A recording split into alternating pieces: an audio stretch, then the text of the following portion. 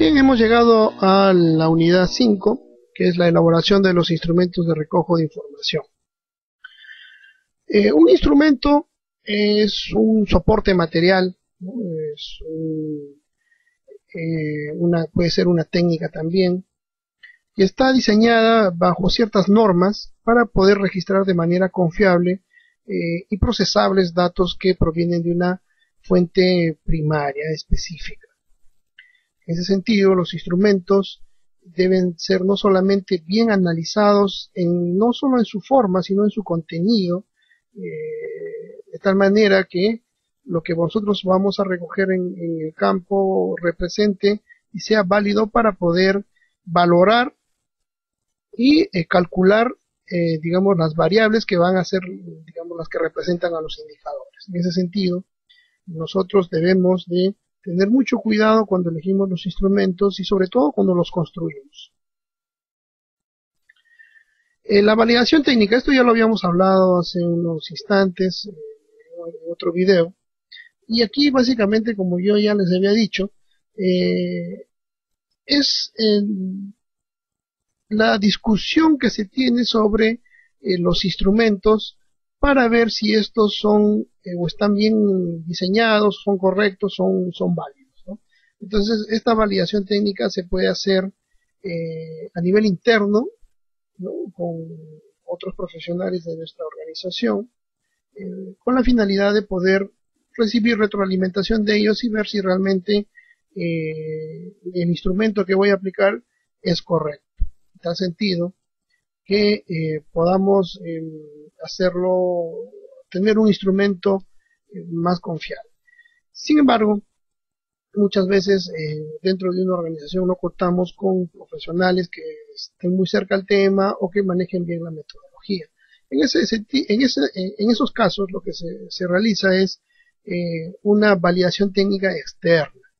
Ahí nosotros lo que podemos hacer es llamar a un juicio de expertos, es decir, invitar a amigos, amistades o de repente contratar a alguien que pueda revisar nuestros instrumentos y decirnos en qué está mal y cómo se podría recoger mejor una información.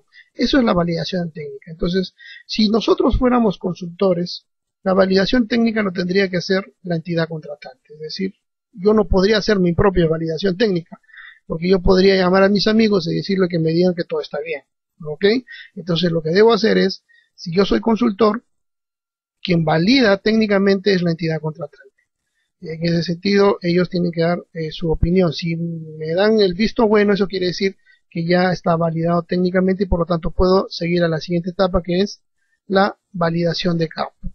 La validación de campo es básicamente para comprobar algunas cuestiones de forma dentro de los instrumentos, y esto me sirve para poder saber si realmente lo que yo voy a extraer como información de la manera en que la estoy haciendo es la más adecuada.